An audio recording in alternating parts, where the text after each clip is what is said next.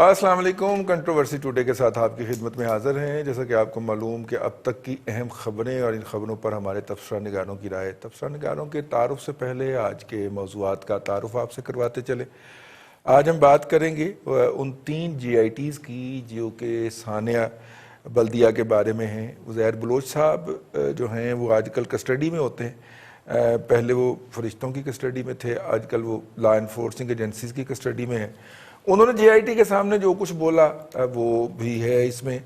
پھر ثانیہ بلدیہ کے اوپر ڈائریکٹ جو تھی وہ ایک جی آئی ٹی بنی، اس کی رپورٹ بھی ہے، اور ایک نثار مرائی صاحب کے کیس میں بھی جی آئی ٹی بنی تھی، اس میں بھی ہے۔ اب ظاہر ہے کہ کسے نہیں پتا، بچے کو پتا ہے، رکشہ چلانے والے سے لے کے ریڑھی کے ساتھ جو کھڑا گنڈیریوں میں پانی انڈیل رہا ہوتا ہے اس کو بھی پتا ہے کہ یہ کس کی کارروائی تھی اور یہ کیوں شروع ہوئی ہے۔ آپ کو نہیں پتا تو میں عرض کیے دیتا ہوں۔ 4 جولائی کو لندن میں کوئنز کورٹ نے ایک فیصلہ دیا ہے، اور وہ فیصلہ یہ ہے کہ الطاف بھائی کے خلاف قتل کے، اقدام قتل کے اور تخریب کاری کے اور تشدد پہ ابھارنے کے جو الزامات ہیں ان کے تحت عدالت کارروائی کرے گی، اور ان کے وکلا کی وہ اپیل ریجیکٹ کر دی گئی کہ جی ان کا یہ مطلب نہیں تھا جو لیا گیا ہے۔ اور جب وہ ریجیکٹ ہو گئی تو اس کا مطلب وہ ڈائریکٹ امپلیکیٹ ہو گئے مرڈر اٹیمپٹ کے اندر، ٹھیک ہے۔ کم از کم 6 سال اور زیادہ سے زیادہ 18 سال کہا جاتا ہے اگر وہ جیوری ان کے خلاف فیصلہ کرتی ہے۔ تو اب ظاہر ہے کہ اب برطانوی آگے بڑھے ہیں تو ہمیں بھی حوصلہ ہوا ہے، ہم نے بھی پھر جناب ان کے خلاف آگے بڑھنے کا فیصلہ کیا۔ تو یہ ساری صورتحال ہے۔ ان 3 رپورٹوں کے اندر مشترک کیا ہے، اشتراک کیا ہے، اس کے اوپر آج بات کریں گے، اور ان سے کچھ ہوگا بھی کہ نہیں ہوگا۔ علی زیدی صاحب جو ہیں وہ چونکہ دیواروں کو وجتے پھر رہے ہیں، وہ ہمارے پروگرام کو بھی وجے تھے جی ایک دفعہ آ کے، پھر ہم نے آگے سے دھکے شکے دے کے یہاں سے نکالا ان کو، تو وہ وجتے پھر رہے ہیں۔ اور $7 ملین کا جو کانٹریکٹ ہے وہ $65 ملین میں دینے کی کوشش میں رنگے ہاتھوں پکڑے جاتے ہیں، لیکن شرمندگی ذرا سی بھی نہیں ہوتی۔ 1 کروڑ کے پکوڑے رمضان میں کھا لیتے ہیں ان کے گھر والے یا ان کے گھر چلے جاتے ہیں، لیکن شرمندگی انہیں کوئی نہیں ہوتی، بلکہ اس طرح کے الزامات لگاتے ہیں۔ آج انہوں نے پیپلز پارٹی کی قیادت پہ بھی الزام لگا دیا کہ جی ان کے نام بھی ہیں، تو پیپلز پارٹی نے ری ایکشن میں آ کے وہ رپورٹ جاری کر دی۔ اگرچہ رپورٹ لوڈ ہوتے ہی جو تھا سرور بیٹھ گیا سندھ گورنمنٹ کا، لیکن انہوں نے اپنا فرض ادا کر دیا۔ چند ہو سکتا ہے جب یہ پروگرام آپ کی وزارتوں کے تک پہنچے اس وقت تک وہ سرور بحال ہو چکا ہو، لیکن ان کا یہ چیلنج ہے کہ اس میں سے پیپلز پارٹی کی قیادت کا نام تو اسی کہنا سی کہہ جو الزام لا آتا ہوں تسی آپ پہ جانو، تہاڈا کام جانے۔ گزشتہ مالی سال کے اندر پورے سال کے فگر آئے ہیں مہنگائی کے، اور جو فگر ہے کہ 8 سالوں کی بلند ترین سطح پر رہی ہے جی مہنگائی، اور مہنگائی کی شرح جو ہے وہ 10% پلس رہی ہے۔ 8 سالوں کے بعد یہ پہلی دفعہ یہ موقع آیا ہے کہ مہنگائی اتنی بلند ترین سطح پہ گئی ہو۔ ایک اس وقت گئی تھی جب پیٹرول جو تھا وہ $140 پر بیرل پہ گیا تھا، سمجھ لو آپ گئے ہوں گے نا، تو اب پیٹرول جو ہے $12 پر بیرل پہ آیا تھا، لیکن اس کے باوجود مہنگائی گئی۔ اور میں سوچ رہا تھا اگر 140 پہ چلا جاتا تو ان نااہلوں نے کیا ہیوک پلے کرنا تھا، کیا طوفان بدتمیزی برپا کرنا تھا۔ انہوں نے تو کروا دینی تھی، یہاں پہ خانہ جنگی شروع کروا دینی تھی جتنے کہ یہ لائق لوگ ہیں۔ یہ دوسرا موضوع ہوگا جی ہمارا، اور آج کا تیسرا موضوع ہے کہ کرونا کے بے رحم وار جاری ہیں۔ 4808 لوگ ہو گئے ہیں جہاں بھاگ ہونے والوں کی تعداد۔ ہم نے احتیاطاً کرونا پہ کنٹرول پانے کے لیے اس کے ٹیسٹوں کی تعداد آدھی کر دی ہے، بلکہ آدھی سے بھی سنا ہے اب کم کر دی ہے، اور اب ہم یہ کہہ رہے ہیں کہ جناب دیکھیں رزلٹ پازیٹیو کم آ رہے ہیں، تو لہذا اس کا مطلب ہے کہ کرونا کنٹرول ہو گیا ہے۔ جب آپ 1/4 کر دیں تو کرونا اس سے بھی زیادہ کنٹرول ہو جائے گا، یہ کیسی بات آپ کر رہے ہیں۔ تو خیر اس کے اوپر بھی بات کریں گے۔ آج کے مہمانوں کا آپ سے تعارف کرواتے چلیں۔ میاں سیف الرحمان صاحب جی کالمسٹ ہیں، ایڈیٹر ہیں، سینئر ہیں، صحافی ہیں، اور صاحب الرائے صحافی ہیں۔ بہت شکریہ سر آپ کا۔ ان کے ساتھ جناب ہمدم درینہ ارسلان رفیق بھٹی صاحب ہمارے لاہور بیورو چیف، اور اسلام آباد میں ہمارے بیورو چیف اسلام آباد جناب ممتاز بھٹی صاحب اس وقت ہمارے ساتھ شریک ہیں، اور فون پہ ہم کوشش کریں گے کہ کراچی کے کسی جرنلسٹ کو پکڑا جائے اور ان سے لیتے ہیں۔ تو ہمارے رپورٹر ہیں جی، کیا نام ہے جی ان کا پروڈیوسر صاحب؟ جی ہمارے رپورٹر ہیں ندیم شہزاد صاحب اس وقت کراچی سے ہمارے ساتھ، تو ان سے بات کر لیتے ہیں۔ السلام علیکم ندیم صاحب۔ جی وعلیکم السلام۔ اچھا بھیا کیا حال ہے؟ اور یہ بتائیے کہ یہ اتنی رپورٹیں آتی جا رہی ہیں یار، یہ رپورٹی میں حقائق کہیں گم ہو گئے ہیں۔ ایک رپورٹ جو ہے وہ کوئی بات کہتی ہے، ایک رپورٹ کوئی اور بات کہتی ہے، یہ ہو کیا رہا ہے؟ جی آئی ٹی کے حوالے سے دیکھیں جی، علی زیدی جو کہ بحری امور کے وزیر تھے، انہوں نے ایک درخواست دائر کی تھی کہ ان کی جی آئی ٹی پبلش کی جائے، اور اس کے بعد اب جی آئی ٹی پبلش کرنے کا مرتضیٰ وہاب جو سندھ گورنمنٹ کے ترجمان، ان کی جانب سے اعلان بھی کر دیا گیا باقاعدہ طور پر کہ اب ویب سائٹ پر پیر کو اپلوڈ کر دی جائیں گے۔ اب 2 جی آئی ٹی جو اس کے اپلوڈ تو کی گئی، لیکن نثار مورائی کی جو جی آئی ٹی ہے اسے روک دیا گیا ہے۔ اس پر اب اس جی آئی ٹی کی جو رپورٹ پبلش کی گئی، اس پر تحفظات ضرور ہیں کہ عزیر جان بلوچ کی جی آئی ٹی کی اگر بات کی جائے تو عزیر جان بلوچ گینگسٹر تھا، جس پر اس وقت تمام تر ملبہ جو ہے عزیر جان بلوچ کے ساتھ اس وقت کے وزیر داخلہ جو ذوالفقار مرزا ان پر ڈال دیے گئے۔ لیکن دیکھا جائے تو وہ حکومت کے اس وقت بھی حصہ تھے۔ عزیر جان بلوچ نے جتنے بھی ماورائے قتل کیے، عدالت قتل کیے، گینگ وار بتہ اور اس کے علاوہ جتنے ملک دشمن سرگرمیوں میں بھی ملوث رہا ہے، اس کے ساتھ ان کے تانے بانے غیر ملکی ایجنسیوں کے ساتھ بھی ملے۔ علاقے کے اندر ایک لا قانونیت کی کیفیت تھی، ایک لا قانون کا ماحول چل رہا تھا، جو ان جی آئی ٹی میں ان پر الزامات بھی لگے کہ انہوں نے ایس ایچ اوز اپنے تعینات کروائے تھے، اپنا ایک ان کا قانون تھا، اپنا نظام تھا۔ لیکن اس وقت بھی دیکھا جائے تو ادارے کہاں تھے، اور اس وقت کی حکومت جو تھی چونکہ پاکستان پیپلز پارٹی کی تھی، اور اس وقت کے وزیر داخلہ جو تھے آصف علی زرداری کے انتہائی قریبی دوست تھے، تو اس جی آئی ٹی میں یہ توقعات کی جا رہی تھیں کہ شاید آصف علی زرداری یا فریال تالپور کا نام آئے، لیکن ان کے نام چونکہ اس میں ابھی تک نہیں آئے۔ لیکن یہ تانے بانے یعنی شہزاد آپ کہہ رہے ہیں کہ جو 2 رپورٹیں سامنے آئی ہیں ان میں تو آصف علی زرداری اور ان کی ہمشیرہ کا نام نہیں آیا، تیسری میں ہو سکتا ہے، آپ یہ فرما رہے ہیں؟ جی ڈائریکٹلی ان کے نام تو نہیں ہے، لیکن اگر ان کے تانے بانے دیکھے جو اس وقت کی جو حکومت تھی وہ پاکستان پیپلز پارٹی کی تھی، عزیر جان بلوچ کو اگر ذوالفقار مرزا کے ساتھ بھی ان کے تعلقات تھے، ان کے احکامات تھے، تو حکومت کے ڈائریکٹلی احکامات تھے، تو وہ تو ضرور جو یہی توقع کی جا رہی تھی کہ ان بڑے ناموں کو جو چھپا دیے گئے یا جن پر پردے ڈال دیے گئے، ان پردہ نشینوں کے نام سامنے آنے چاہیے تھے۔ بالکل ٹھیک ہے۔ اچھا ان رپورٹوں کے کانٹینٹ کے بارے میں کچھ فرمائیے گا کہ جس کے اندر یہ کہا گیا کہ جان بوجھ کے ایف آئی آر خراب کی گئی، اور جان بوجھ کے جو تھا وہ کیس ایسا ڈیولپ کیا گیا جس سے وہ بھولا اور وہ جتنے بھی چریا شریا تھے وہ سارے جو تھے وہ چھوٹ گئے، اور حماد صدیقی صاحب بھی جو تھے وہ بھی ملک سے باہر تشریف لے گئے۔ ایک دفعہ کہا گیا کہ ان کو واپس لایا جائے گا، پھر کسی نے اس کا نام نہیں لیا، اور فائنلی جو ہے وہ مل مالک کے نام پہ کے اوپر مدعا ڈال کے وہ مدعا غائب کر دیا گیا۔ یہ بھی اس کے اندر ہے، تو اس میں کوئی سفارش کی بھی کی گئی ہے کہ کسی کے خلاف کاروائی کی جائے یا ایف آئی آر کو ریوائیو کیا جائے؟ کوئی اس طرح کی بات ہے جن کے اندر جو پہلے 2 سامنے آئی ہیں؟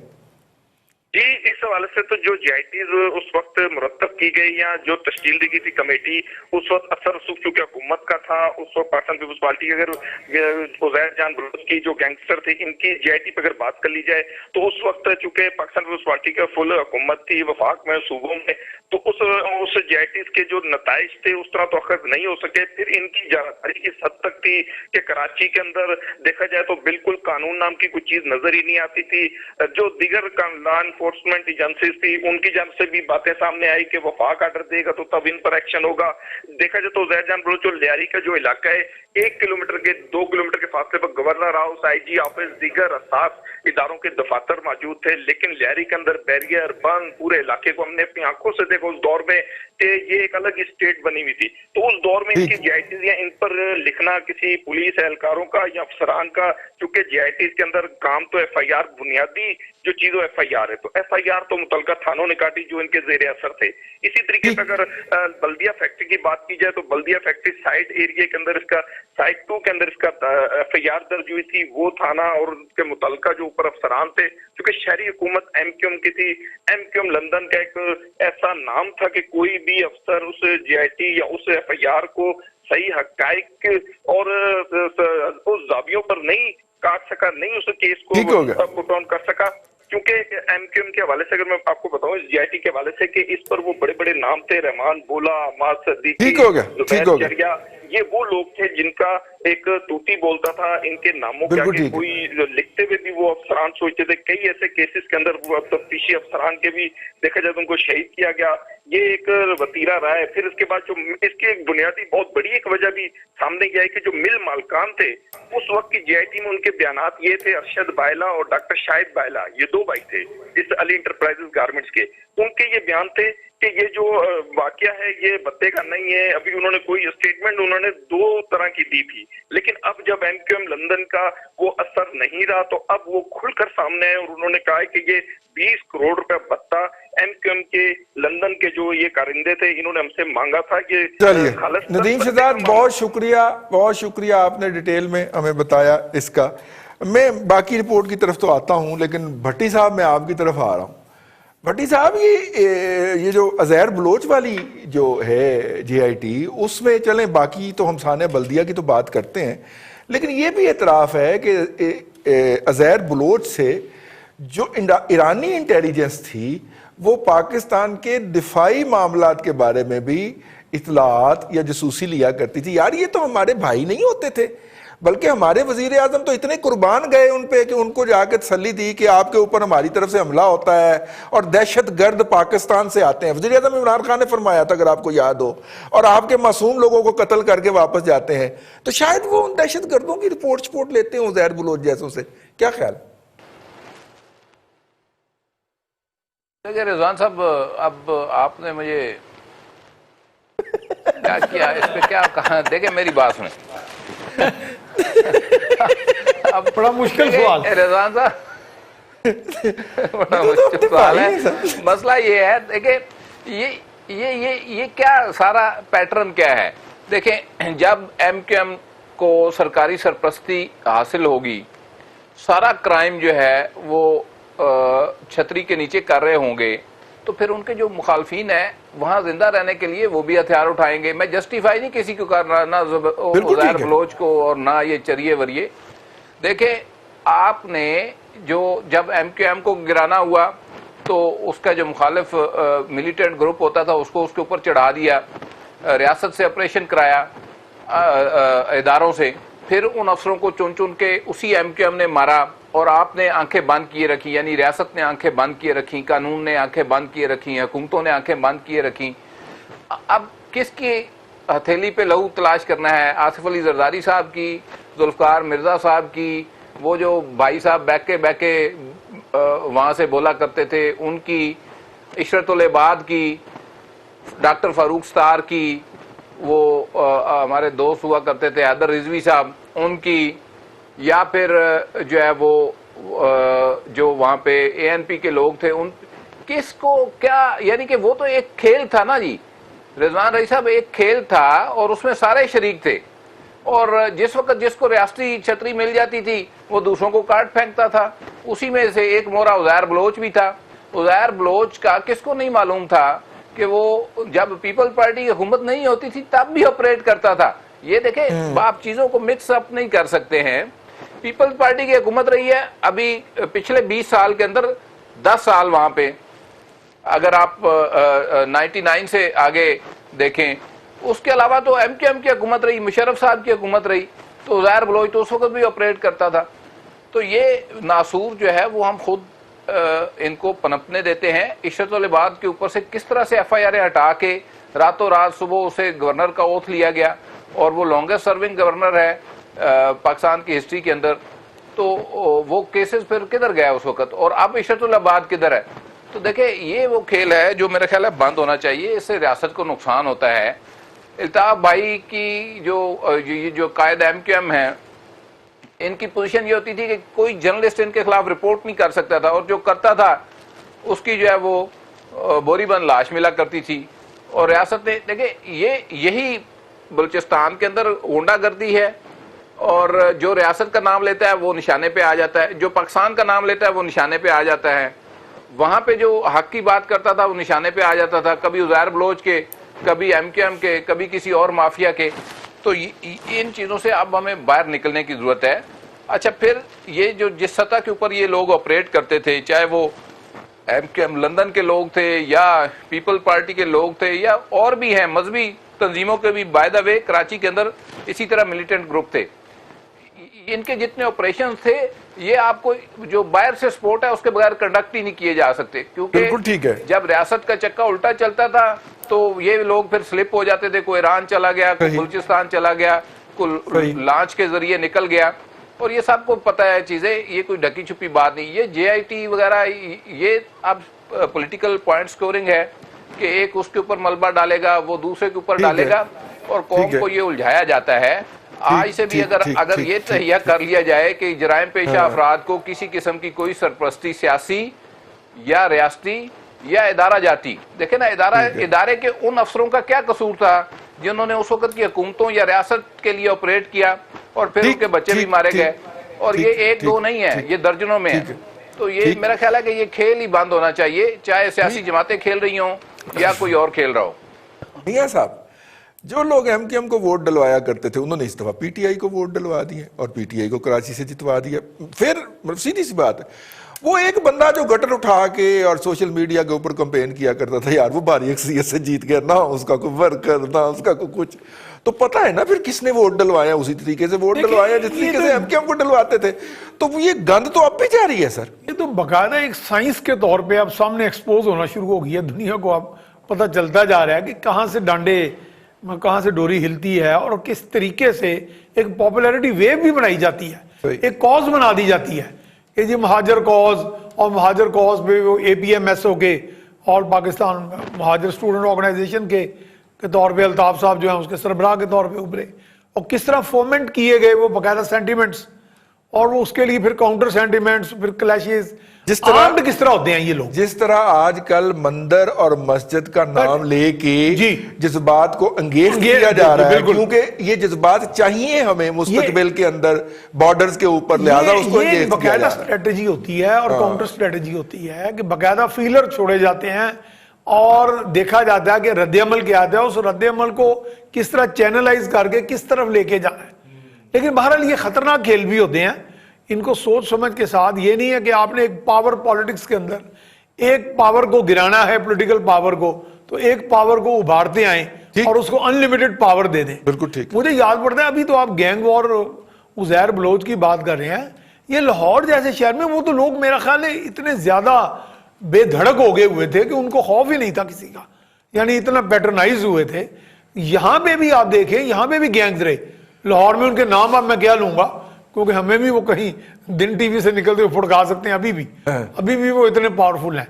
और यहां मुझे याद पड़ा एक बहुत सीनियर कमांडर एक बहुत बड़े इदारे के, मैं उनके पास बैठा था, हम चाय पी रहे थे, हम दोस्तों ने वैसे जिक्र किया, आप भी जाते हैं उनके पास? जनाब हम जाते रहे और उन्हें हमने कहा कि जनाब ये कुछ हो रहा है शहर में। तो जवाब आगे मिला, अच्छा यार वो जो फलां बंदे का आप नाम ले रहे हैं जिसके साथ 70 गाड़ियां गार्ड्स की होती हैं, यानी लुक एट दैट। यानी कहने का मकसद ये है कि एक शिकायत के तौर पे बात की गई। एक जर्नलिस्ट ने कहा कि जनाब ऐसे हो रहा है कि लोगों की जिंदगियां तंग हैं, जहां चाहते हैं जिसको वो पर्ची भेज के उठा भी लेते हैं, कत्ल व गारत भी कर लेते हैं, गवाह भी मार देते हैं। तो ये चीजें होती रही हैं। और फिर जिन साहब का मैं एक मेरे ज़हन में नाम आ रहा है, वो बाकायदा कत्ल बड़ा मारूफ, यहाँ पे 2 गैंग्स थे, उनमें एक साहब कत्ल हुए और उनके बाकायदा पिस्टल भी बरामद हुआ। बाद में वो पिस्टल कहा गया कि जी ये इससे मिलता जुलता पिस्टल था। तो यानी इन्वेस्टिगेशन के बारे में असल में मैं बात कर रहा हूँ कि हमारे यहाँ इन्वेस्टिगेशन के अंदर किसी भी तरह जब मर्जी आप चाहें उसमें कोई ना कोई गड़बड़ आप कर सकते हैं। आपकी डेस्टिनेशन क्या है, आपकी मंजिल क्या है, आपको इंस्ट्रक्शन क्या है, ठीक उसके मुताबिक आप ये जो हदायतनामे जारी होते हैं और जो पैटर्नाइज किया जाता है। अब ये बड़ी अच्छी बात आपने की, मुझे अच्छी लगी कि जब यहाँ पे अब महसूस किया गया कि अब क्वींस कोर्ट भी खड़ा हो गया है, तो अब थोड़ा थोड़ा बोलना शुरू हो गए यहाँ।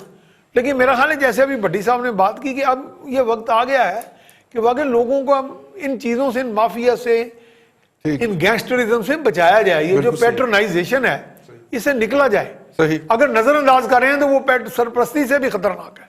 बिल्कुल ठीक। तो मैं ये समझता हूँ कि इसमें ये ना हो कि माजी की जैसे रिपोर्ट्स आती नहीं, हमीदुर्रहमान कमीशन रिपोर्ट बनी, उसका कोई पता ना चला, भारत में छप गई थी ना जी। हाँ जी, वो बस GIT आ गई, ये आ गई और कुछ भी नहीं।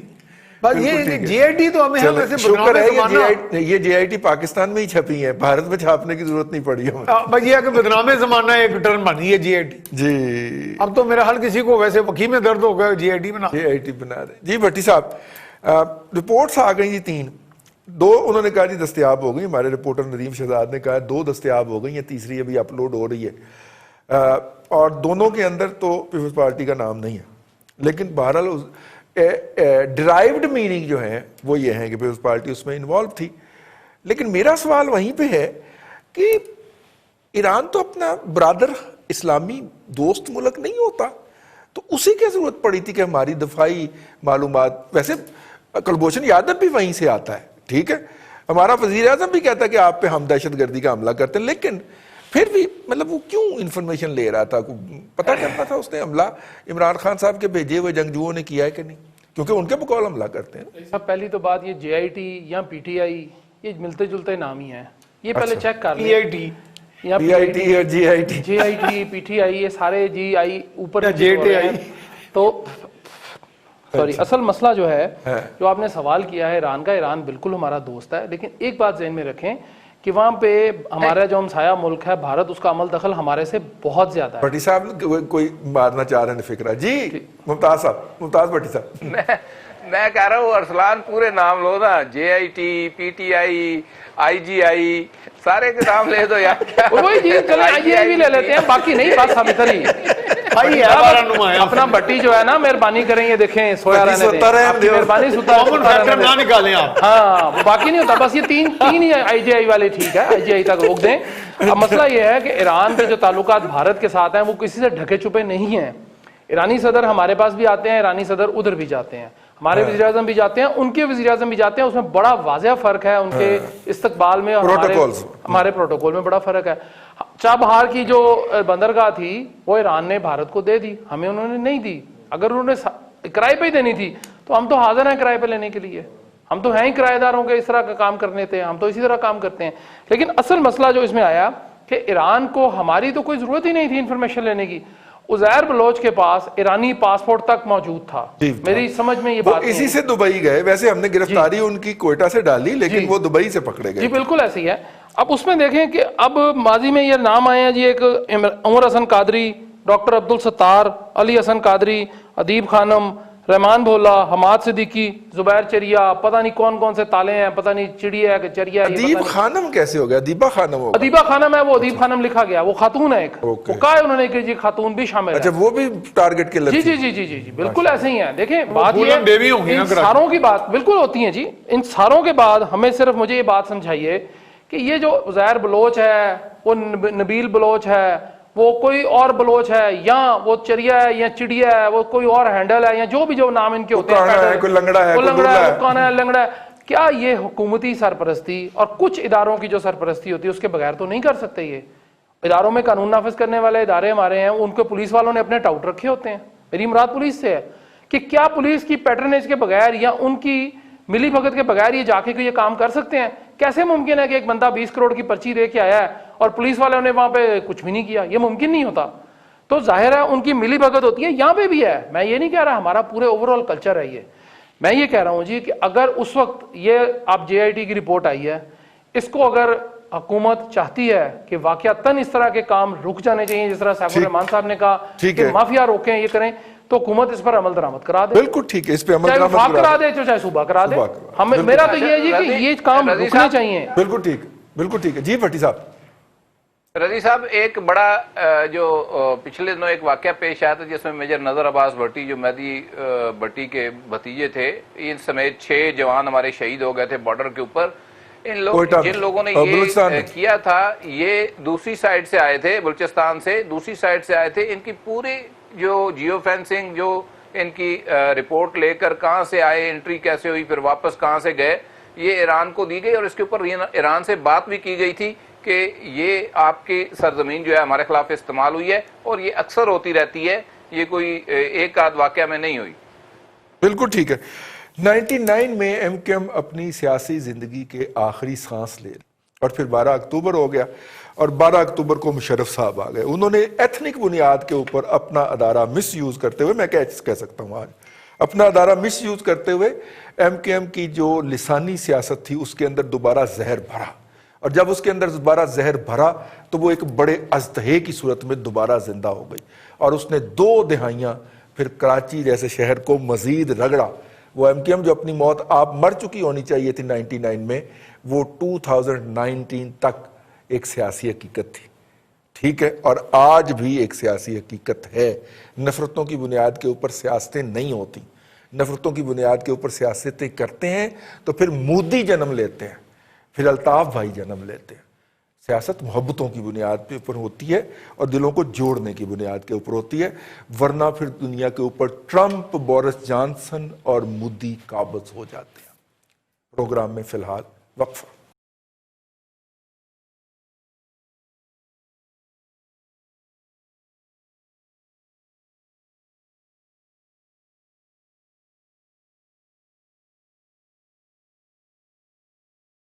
ویلکم بیک کنٹروورسی ٹوڈے کے اندر آپ کو ایک مرتبہ پھر خوش آمدید کہتے ہیں۔ پورے سال کی رپورٹ آئی ہے جی، افراط زر کی سالانہ رپورٹ آئی ہے کہ پورے سال میں کتنی مہنگائی رہی۔ 8 سال کی سب سے زیادہ مہنگائی جو ہے وہ رہی ہے اپنا اس دوران۔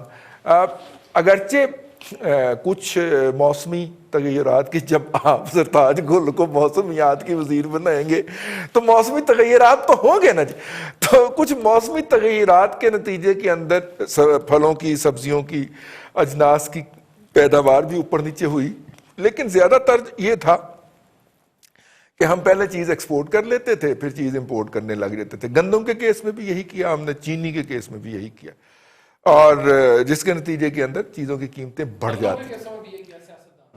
اچھا، پہلے ایکسپورٹ پھر امپورٹ۔ بالکل ٹھیک ہے۔ تو بھٹی صاحب یہ رپورٹ کے اور خال ہمیں ذرا بتائیں پوائنٹس، اور پھر اس کے اوپر ہم بات کرتے ہیں آگے۔ اپنا جی مقامی بھٹی صاحب۔ اچھا جی چلیں۔ اچھا جی رئیس صاحب، وہ یہ ہے کہ وزیر اعظم عمران خان محترم وہ کا بار بار کنٹینر پہ 1.5 پونے 2 سال یہ لگے رہے کہ اگر ملک میں مہنگائی ہوتی ہے تو اس کا مطلب ہے کہ وزیر اعظم کرپٹ ہے۔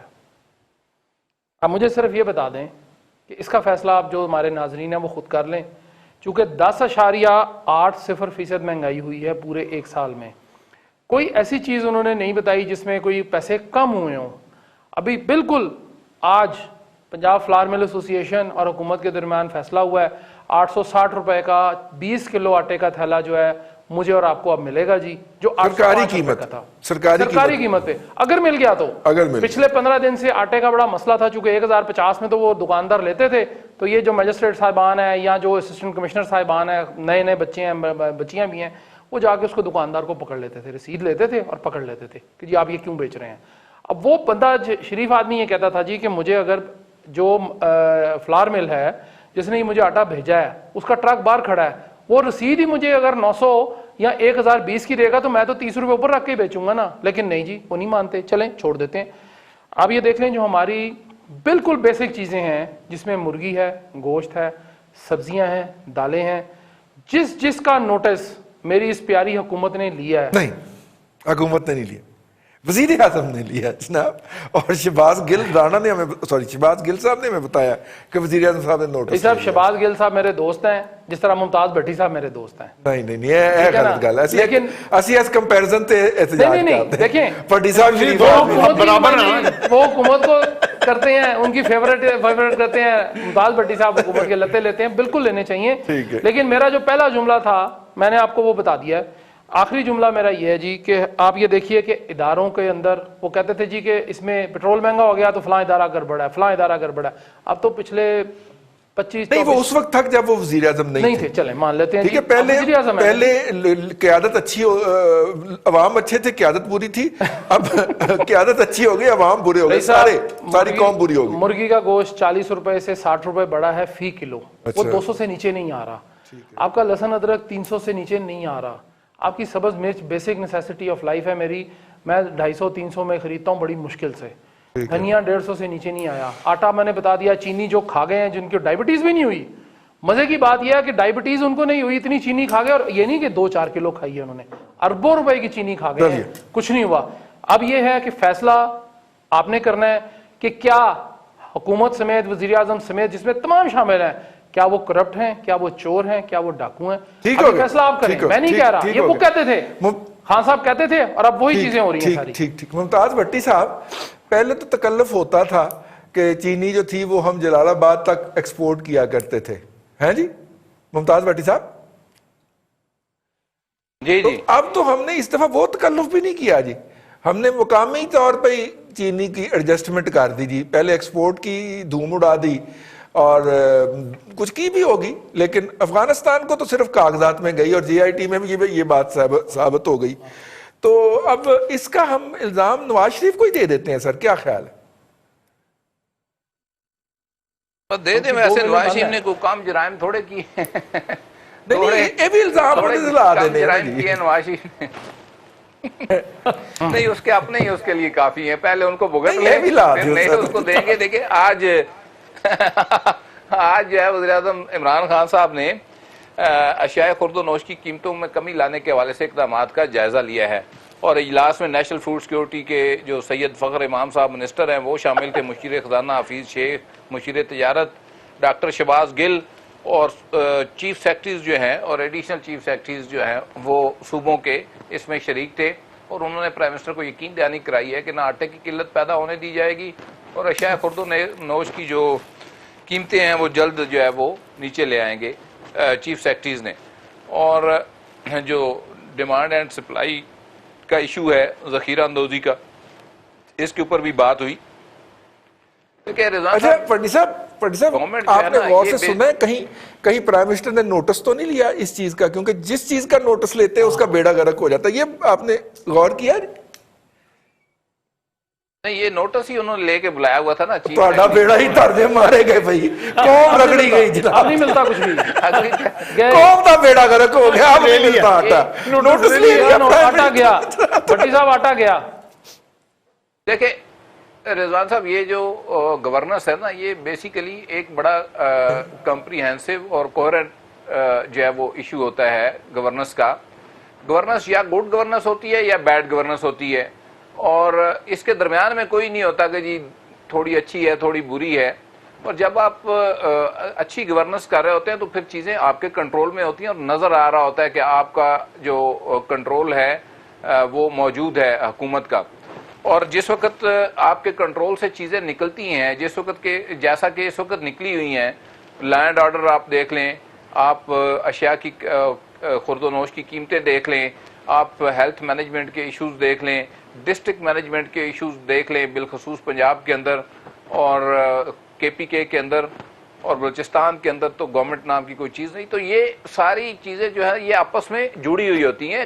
آپ یہ نہیں کر سکتے کہ اس سبجیکٹ کے اوپر ایک چیز کو آپ نے ٹھیک کر لیا تو گورننس آپ کی ٹھیک. آپ کو ایک یونیفارم جو ہے اس اپ لفٹ لانا پڑتا ہے اپنی پالیسیز کے ذریعے اور ڈائریکٹیوز کے ذریعے, اور اس کی امپلیمنٹیشن کے اندر جا کے ایگزیکیوشن کے اندر آرڈرز کی آپ کو یہ ثابت کرنا ہوتا ہے کہ آپ ایک اچھی گورننس کر رہے ہیں.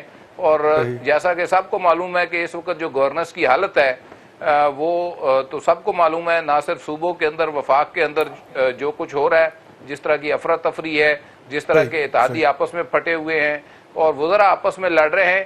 ایسے میں گڈ گورننس جو ہے وہ ایک خواب ہے, خواب رہے گا. اور جب گڈ گورننس نہیں ہوگی تو پھر آپ کو اشیاء کی قلت بھی نظر آئے گی, قیمتیں بھی بڑھتی ہوئی نظر آئیں گی, آپ کو کرائسس جو ہے وہ ایمرج ہوتے ہوئے نظر آئیں گے. میاں سیف الرحمان صاحب, اس سال میں ہمیں سپلائی پروڈکشن کا کوئی ایشو نہیں تھا. نہیں ٹھیک ہے, نہیں تھا. سپلائی کا ایشو, سپلائی چین مینجمنٹ کا ہمیں ایشو نظر آیا. اور میرا نہیں خیال کہ حکومت اب بھی اس کے بارے میں کچھ سنجیدہ ہے یا بہتر کر پائی ہے. اب کچھ لوگوں کا خیال ہے کہ حکومت جان بوجھ کے بھی ایسا کر رہی ہے کہ اس کے کچھ سپانسرز کا معاملہ ہے, کسی کا سسر جو ہے وہ ہے, کسی کا بہنوئی جو ہے وہ ہے, تو وہ ذرا مطلب کہ جو اے ٹی ایمز ہیں یا جو ڈونرز ہیں, ان کے ڈونرز تو ان کی ساری عمر کے ڈونرز پہ ہی گزری ہے نا جی ہمارے پرائم منسٹر صاحب کی. ٹھیک ہے, تو وہ ڈونرز کو ذرا ابلائج کر دیا جائے کہ وہ چنگا راج کے کمال ہیں. یہ جو سپانسر حضرات ہوتے ہیں نا جی, ان کا بہت زیادہ یعنی اثر رسوخ ہوتا ہے, بڑا کلاؤڈ یہ انجوائے کرتے ہیں. یہ حکومتوں میں باہر کے بھی آپ نے دیکھا ہوگا, بلکہ امریکہ جیسے ملک میں, پاکستان تو چائے پدی اور چائے پدی کا شوربہ, باہر کے ملکوں میں باقاعدہ گورنمنٹس میں جو وائس پریزیڈنٹ آتے رہے, کوئی آئل کارٹل کا مالک ہے, کوئی کسی کا مالک ہے. تو یہاں پہ تو یہ ہمارے ہاں مافیاز کی حکومت تو متواتر چلتی رہی. بزنس مین ہمیشہ پاورفل ہے, ایس آر اوز اپنی مرضی کے آتے رہے. اور ویسے بھی ہمارے ہاں ایک مسئلہ یہ تھا کہ اس کے خلاف ایک کمپین تو بظاہر چلائی گئی, بڑا شور کیا گیا کہ جی مافیا سے لوگوں کو جان چھڑائی جائے گی, اور یہ جو کرپشن ہے, کرپشن کا میرا خیال ہے ایک معنی آتا ہی نہیں تھا ہمارے وزیر اعظم کو, پتہ ہی نہیں تھا کہ کرپشن کہاں پہ ہو رہی ہے, یا پھر اگر وہ ابلائز کیا جا رہا ہے وہ تو ایک علیحدہ فیکٹر ہے. لیکن اگر کرپشن کو ہاتھ ڈالنا تھا تو کیا میرا مطلب ہے کہ کرپشن سے جو بڑے بڑے لوگ جو مگرمچھ ہیں وہ تو پیسہ سمیٹ کے ایک ہی ڈیل میں کروڑوں اربوں روپیہ کما کے ایک طرف کھا لیتے ہیں, ایک ایس آر او, ایک انسٹرکشن, بستی نہ کریں سر. اور لیکن کروڑوں روپے کی گیم آپ دیکھیں کہ ایک روزانہ کی بنیاد پہ جو ایس ڈی او پیسے لے رہا ہے, لینڈ سپرنٹ لے رہا ہے, آپ کا ایس ایچ او لے رہا ہے, انویسٹیگیشن والے لے رہے ہیں, آپ کا محکمہ نہار کے لے رہے ہیں, ان کے ریٹس کیا جا رہے ہیں جو عوام کو براہ راست امپیکٹ کرتی ہے. سر جو کرپشن, وہ کرپشن کہاں پہ کھڑی ہے, وہ اس کے بارے میں چاند صاحب فرما چکے ہیں, وہ پرائم منسٹر کے ایڈوائزر ہیں کہ پہلے جو کام 10,000 میں ہوتا تھا وہ 30,000, اور یہ راجہ ریاض نے بھی کہا, بلکہ جی جی راجہ ریاض صاحب بھی راجہ ریاض نے بھی بلکہ آگے پروگرام میں کہا, اور دس از دا فیکٹ. تو کرپشن کا تو میرا خیال ہے یہ ہمارے ہاں جو اسدین اکنامکس انٹروڈیوس کرائی گئی نا جی, ایک اپنا نیا ہی ایک اکنامکس کا پیٹرن ہے, وہاں نہ سپلائی مینجمنٹ کا انہیں کنسیپٹ ہے, نہ کوئی اکنامک ماڈل بنایا گیا کہ آنے والے وقت میں کیا کرنا ہے. دیکھیں گورننس آنے والے وقت پہ نظر رکھنے کا نام ہے, گورننس پیش بینی, پیش بندی کا نام ہے, کہ اس کے آپ تدارک کرتے ہیں, اقدامات کرتے ہیں, فورسی کرتے ہیں. کرونا تو اب آیا, کرونا تو بلیسنگ بن گیا ان کے لیے, بالکل ٹھیک, کہ آپ نے آرام سے کہہ دیا تو کرونا کی وجہ سے ملک تباہ ہو رہا ہے. کرونا سے پہلے تو گروتھ آپ کی جو جاری تھی وہ بھی غالباً 1.9 یا 2, وہ بھی نیگیٹو میں تھی, وہ بھی تقریباً نیگیٹو میں تھی. تو اور وہ نیگیٹو کیا تھی, وہ تو گروتھ ایسی تھی جو آپ کا ایگریکلچر آٹومیٹک آپ کو گروتھ دے رہا ہے. جی بالکل, without government involvement. Government involve ہوتی ہے تو بیڑا غرق ہوتا ہے. حکومت نے پچھلے سال 600 ارب روپیہ زیادہ کلیکشن شو کی تھی, اس سال بتایا کہ وہ تو جھوٹ بولے ایسی, اور اگر وہ 600 ارب روپیہ نکال دیتے تو اس وقت پاکستان کی جو 3.5% گروتھ ریٹ دکھایا گیا تھا وہ اصل میں 1.8% تھا, یعنی تقریباً آدھا تھا. اور اگر وہ 1.8% تھا تو کرونا سے بہت پہلے پاکستان کی جو اکانومی تھی وہ نیگیٹو گروتھ کا شکار ہو چکی تھی. پروگرام میں وقفہ.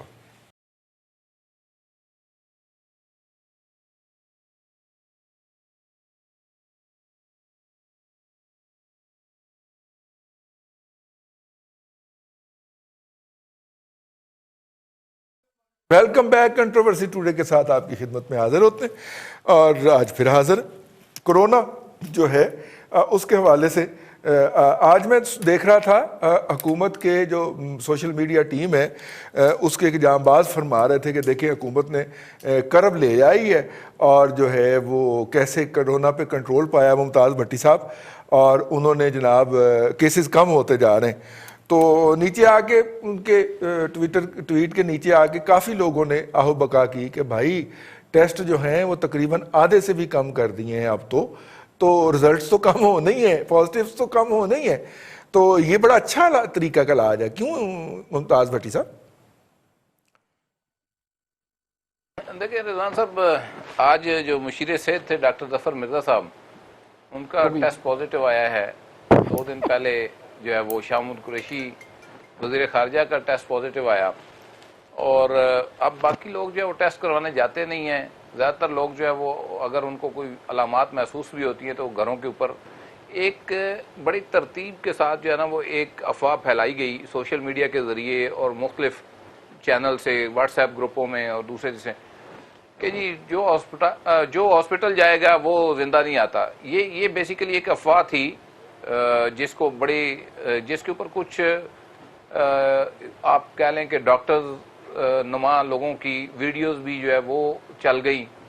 اب ایشو یہ ہے کہ اس کے اوپر کوئی چیک اینڈ بیلنس نہیں ہے.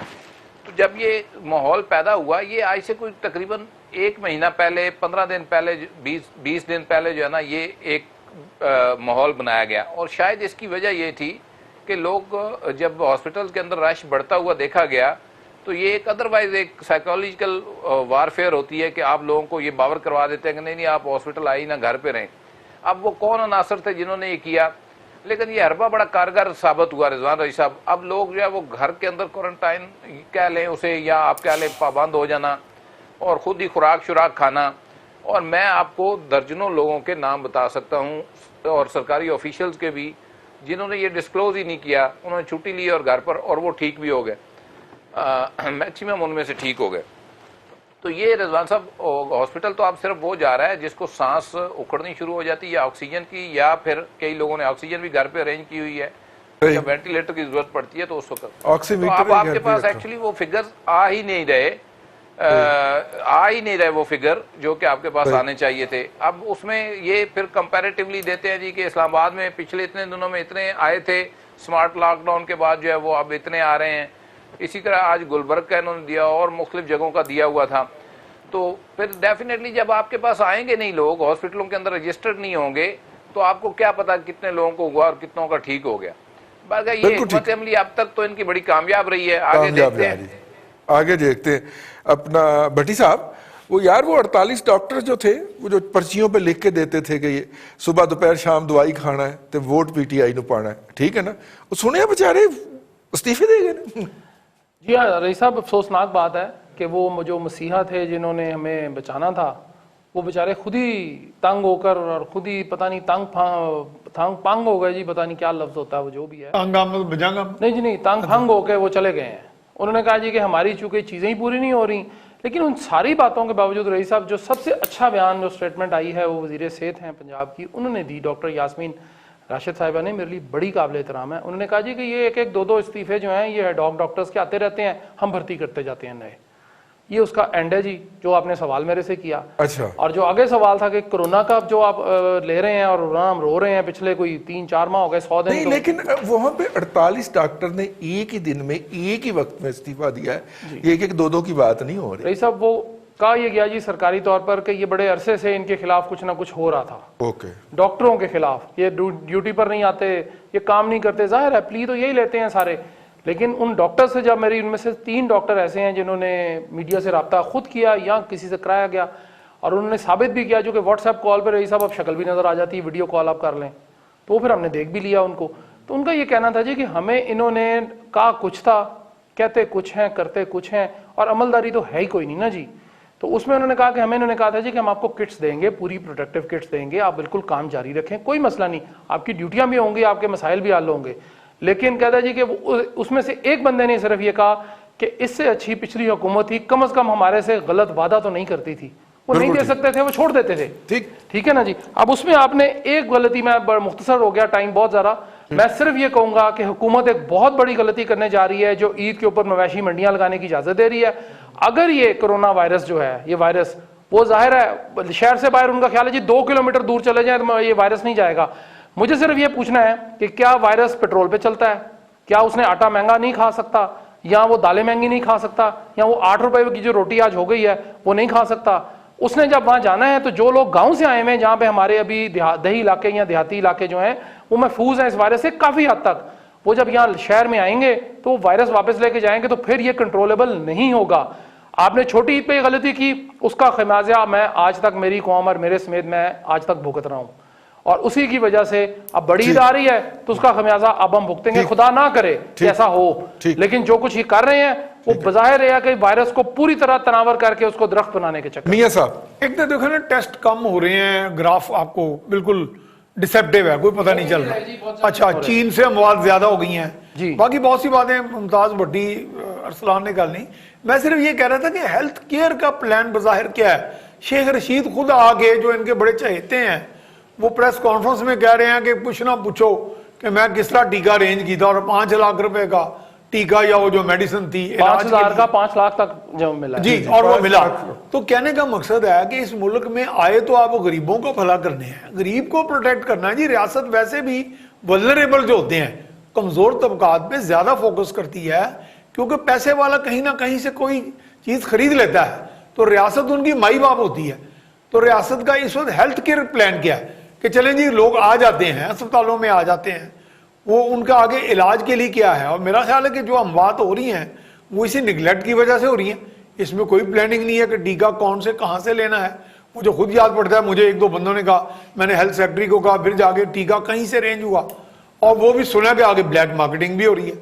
تو اس میں فری فار آل قسم کا جو ہینڈلنگ ہے اور فری فار آل گورننس, اس طرح تو نظام حکومت کس چیز کا نام ہے. چلیں اپنا میاں صاحب آپ کی اطلاع کے لیے وہ نئی ریسرچ آ گئی ہے اور ہماری وزیر صحت نہیں فرمایا ایک پریس کانفرنس میں کوئی ٹیکہ ایڈا افیکٹو نہیں ہے گا, ٹھیک ہے, تو اس لیے شاید اب اس سے پریشر اتر جائے. اب سنا ہے کہ واپس ہونا شروع ہو گیا, اس کی قیمت جو ہے 5,20,000 سے واپس آنا شروع ہوئی ہے.